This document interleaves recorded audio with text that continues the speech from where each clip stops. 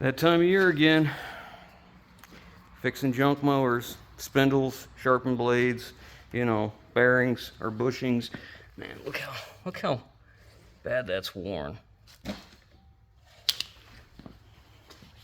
The spindle literally wore in half. Anyways, we got 2 new spindles, all new bushings. Get it all together so she can get back to mowing. Now we got to replace all the spindles on there. We did these once already, I think. But here we go again. So we've had new tires for this tractor for 2 years. At least. Yeah, and I've never put them on because I know exactly what this is going to be like trying to get these off and change them.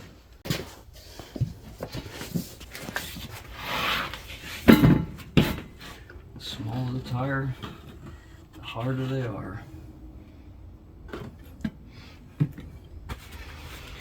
I'm not fighting these, so I'm going to use my bead breaking hammer for the big tires. I'm just not going to use it as the hammer itself. We'll hold it in place and then we'll hit it with another one.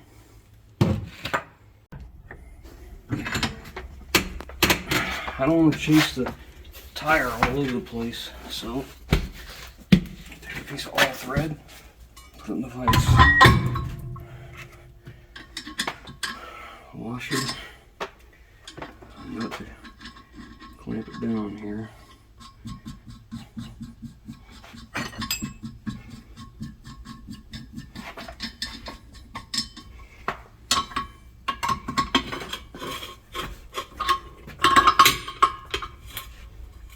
Okay, then it's already soaked up.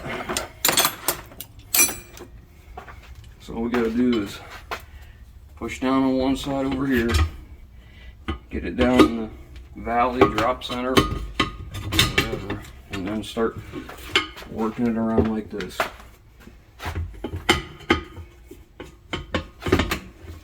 Times like this, I wish my workbench wasn't quite as tall.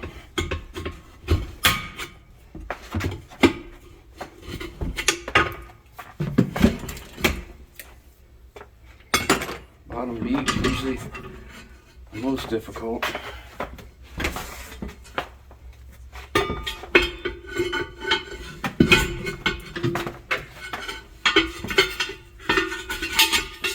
Sure was easier than the front tires, so because they were even smaller.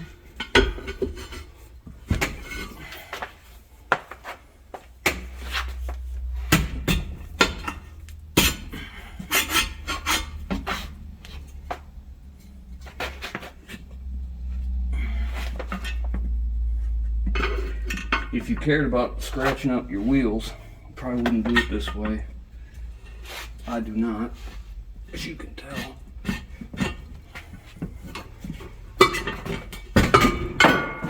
So I don't know how long this thing is actually, this tractor's gonna last.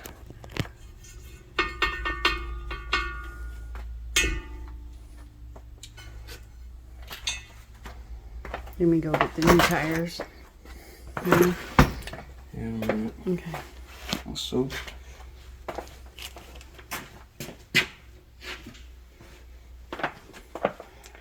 got soap on the valves down.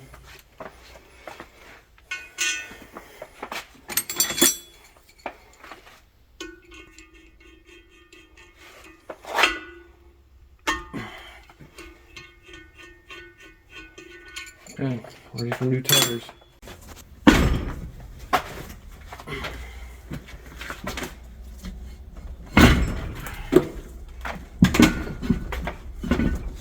Okay, now going back on a little more difficult, not horribly, but there's nothing a pair of vice grips can't handle.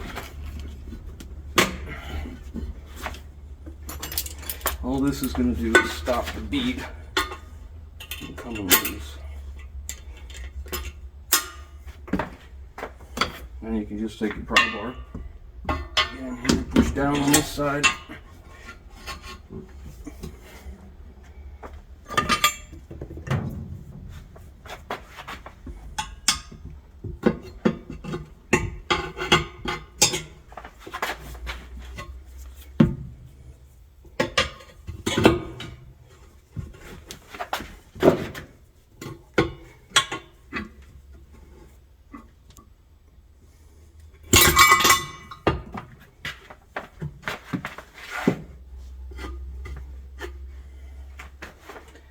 lose your vice grips, the bead will start coming off. Tighten that up. I don't think it was tight enough to begin with. There we go.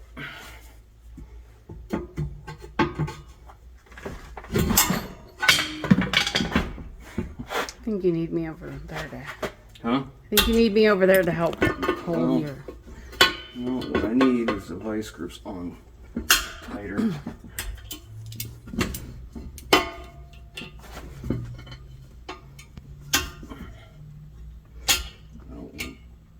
Yeah, it's weird because they didn't come off the last 2 times. Yeah, them other wheels are thicker. For whatever reason. Alright, so as it comes around, you have to be certain that you keep this down below the drop center. Because if you don't, you'll just destroy the bead. Usually once you get it down there and get it started, it'll stay. Again, if your workbench was a little lower, or you were a little taller,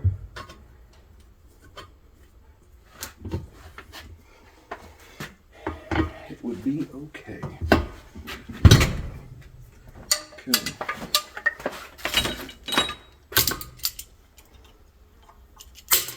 So the purpose of the all thread and the vise is so I'm not chasing this thing all over on the floor. At least it's stationary somewhat. Now, I'll just drop it a couple times. It usually will get the bead out where it needs to go. Air it up. It's your deal now, lady. Alrighty. Okay, these say 24 psi, which is weird because the old tires were 12 psi front and back.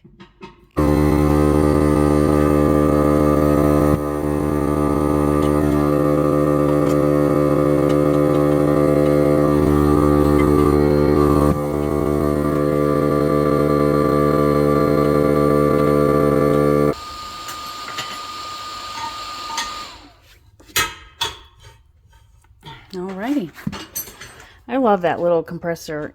It's faster than any that I've ever used, and it's so light and small.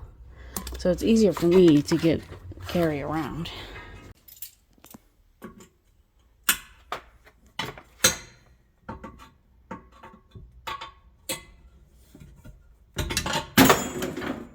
Oopsie.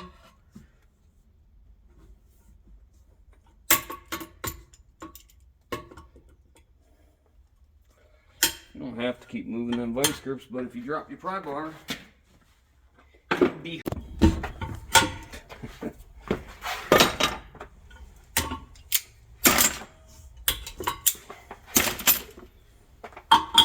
I'll try to straighten my all thread real quick. It tends to get a little boogered up.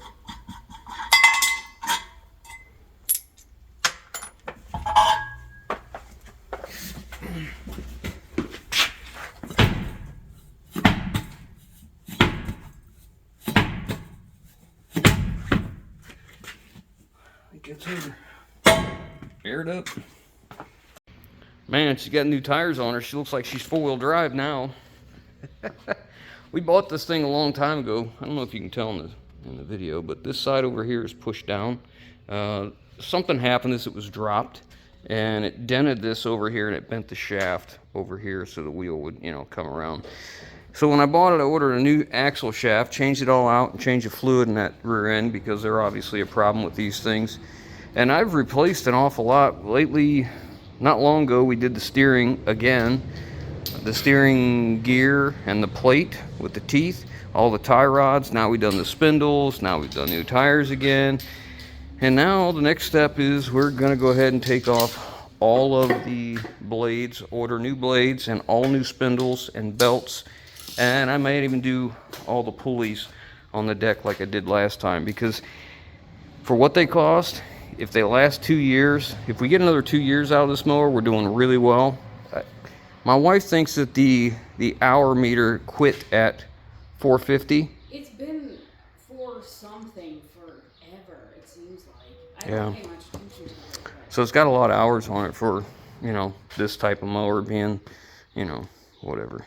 So we'll order up a new fuel filter, air filter, spark plugs, oil filter. We'll change the oil, and we'll change all the belts. So now I got to get this apart so I can make sure there's nothing else wrong.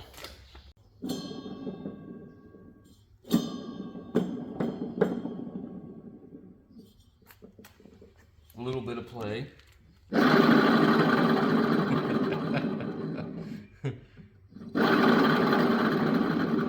we need that bearing.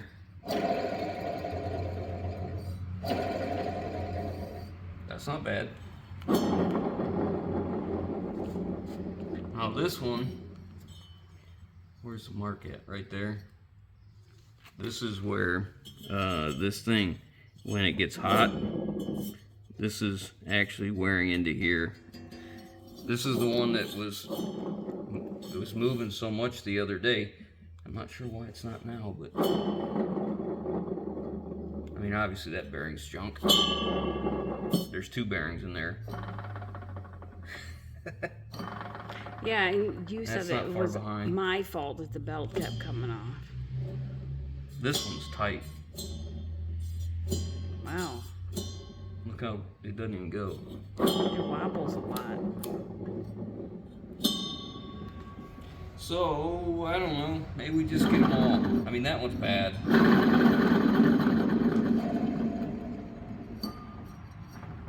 Yeah, maybe we just get them all. Not mess around. If we're going to put a new belt on him, I'll just put that on too, huh? Mm-hmm. Okay, then. That escalated quickly. Doesn't it always? Looks like we got some welding to do. Bracket's broke. This is what holds the tensioner. It's cracked on both sides. I'll probably have to take that off, and best if I lay a piece on there and then weld it to the heavier piece. Spread the load out. We're going to replace all of these. This is the middle one. Of course, one of the bolts broke off, so I'll have to get bolts too. So we're just going to replace it all and hope she makes another season. Hope. Fingers crossed. I have got all my parts ordered now to do a complete tune-up and to, you know, basically rebuild this deck. So the next thing I want to do is get moving. I want to get moving on this bracket, and I could just clean this up and weld it back together, but I want to fix it once. I don't want to touch it again. So what I'm going to do is cut this off with a cutting wheel because it's already cracked here.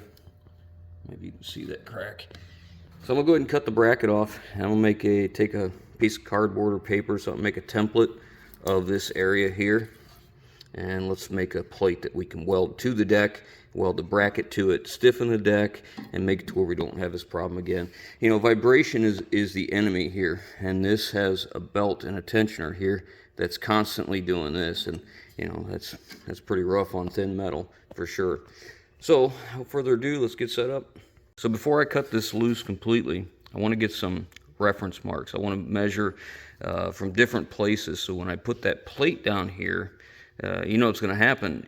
I won't have the spot where this was, so I'll have to basically find a place to put it where it belongs. So what I've done is just made a diagram of this layout and just measured from corners of different things, you know, just so I'd have a reference to get this thing back to where it belongs.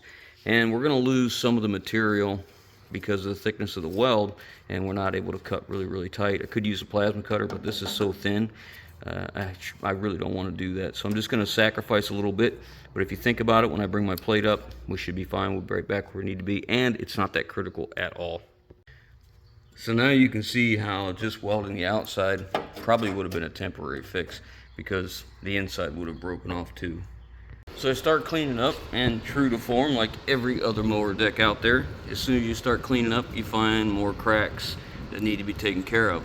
So what we're going to do is make our plate a little bigger, and we will cut out for these points here and around here. We'll clean this up real good, and weld it all together. This is where a spot sandblaster would be nice, because you could really clean this up much easier, much faster, get a much better result with your weld for sure. But we're going to use what we got. Now the next thing I need to do is make a template. So I'm going to draw this up in my CAD drawing, and then I'm going to cut it with the organically controlled plasma table I've got.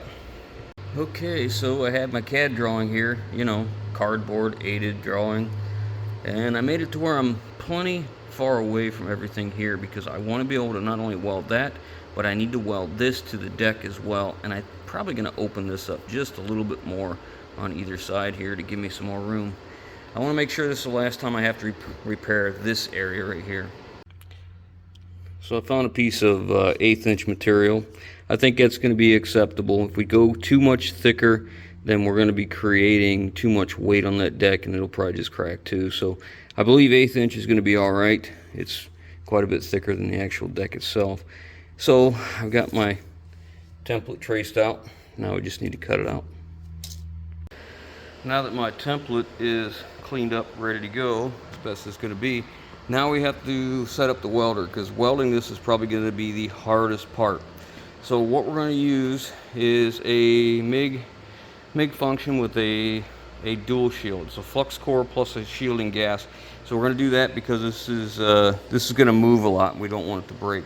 And the gas shielded MIG it takes a lot more stress before it cracks. So this chart here tells us kind of some settings based on what's called in position. And in position meaning it's laying flat and you can get the best weld you can, not upright, not upside down, not vertical. And we're going on steel, and we're going to do DC positive, DC electrode positive, 75-25 argon, 40 to 50 cubic feet per minute, 35 thousandths.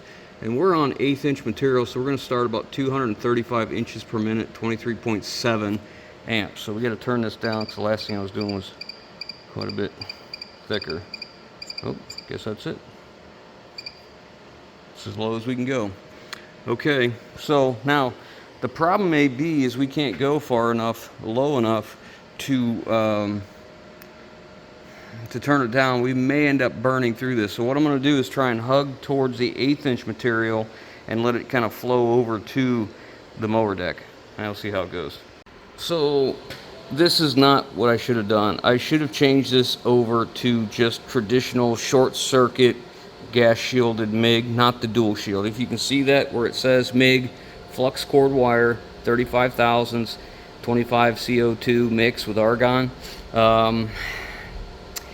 This is a very hot process, and I should have known better, and I should have just changed it out, because it was tough. I could not move fast enough. I just blown through that deck every few seconds. It was awful. I should have just stopped, changed it out, and went to the short circuit MIG, because that process is hot. It is very, very hot.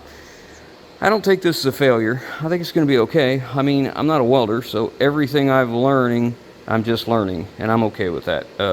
I've learned what not to do for next time, that's for sure. So we're gonna let that cool, and then we'll get some primer and paint on it. Well, I found some yellow paint I had from something else. I just splashed some on. It's better than nothing. That's all I had, though. Couldn't do any more. Don't have any other paint. But my belt came in, so we're gonna go ahead and put the dry belt on, because the old one was, we will call it a summer belt. Some of it is there, some of it is not. And this was a John Deere belt I put on it at the same time. I did all the work last time. So we'll just go with another John Deere. They seem to last. I don't have any luck with the fractional horsepower ones that you get at the parts store, like whatever they call those belts. I don't have much luck with them. I got the drive belt on. The steering components are all back together. The bottom side is all buttoned up again. I'm waiting on parts now. So since I was waiting, I went ahead and drained the oil, took the oil filter off, pulled both the spark plugs out, pulled the air filter out, got everything ready to go. Now we're charging the battery, see if it'll come back to life. If it won't, then we'll have to get another battery. But that's probably as far as we can go in this video. If you haven't noticed, I make kind of long videos at times. If you're not familiar with my other channel, it's JC Smith Projects. We mostly do trucks and fabrication, welding, truck repair, truck building, stuff like that.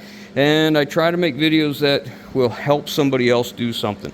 And this channel will be the same. It's more about showing the details of the process. So hopefully if somebody else is in that situation and they are not quite certain or may need to gain a little bit of information, maybe some tips, some tricks, whatever, hopefully this helps somebody. So that being said, once we get some parts, we'll bring you back and we'll finish it up. Thanks for watching. So one of our other tractors went down and the starter quit. That magnet is loose, moving around, and this is what was inside it. It was cooked, melted. So I had a parts tractor, and I just took it apart and took the brushes off of it and took the armature and put it in the drill press and cleaned it up and reassembled. So now we'll see if this will actually work. Poor old mower has been through the mill, ain't it? And it just keeps on going. So I got the starter back in now, so I guess we'll give it a shot and see what it'll do. It's not a bad mower, really. We did a bunch of work to the mower deck last year. You can't tell, but we laid this piece of 1/8" plate all the way across here and welded it in because there was nothing left. It was pretty bad. Anyways, let's give it a shot, lady.